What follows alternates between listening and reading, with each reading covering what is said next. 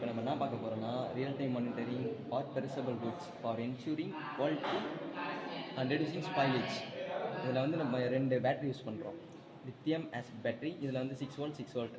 இப்போ வந்து நம்ம டேரெக்டாக 12 வோல்ட் கொடுக்க முடியாதனால இப்போ நம்ம வந்து என்ன பண்ணுறோம், ஒரு 5 வோல்ட் கன்வெர்ட்டர் யூஸ் பண்ணுறோம்.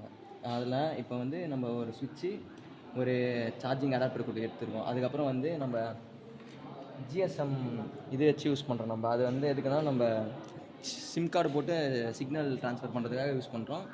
அதுக்கப்புறம் வந்து ஒரு ஆர்டினோ நேனோ யூஸ் பண்ணுறோம். அதுக்கப்புறம் ஐஓடி மாடியூல் ஒன்று யூஸ் பண்ணுறோம். அதுக்கப்புறம் வந்து பக் கன்வெர்ட்டர் யூஸ் பண்ணுறோம். பக் கன்வெர்ட்டர் எதுக்குன்னா வந்து ஹீட்டிங்கும் கூலிங்கும் நமக்கு கரெக்டாக வருதான்னு செக் பண்ணுறதுக்காக நம்ம வந்து இங்கே 2 டெம்பரேச்சரும் 2 கூலிங் இதுவும் யூஸ் பண்ணுறோம். அதுக்கப்புறம் வந்து 3 சென்சார் வச்சுருக்கோம். Gas sensor, temperature sensor, humidity sensor. அதே சைடு தான் இது T1, இது T2. இதே சென்சார் தான் இங்கே. அப்படி இங்கே கேஸு, இங்கே டெம்பரேச்சர், இங்கே ஹியூமிடிட்டி. அதுக்கப்புறம் வந்து இப்போ ஆன் பண்ணி பார்க்கலாம்.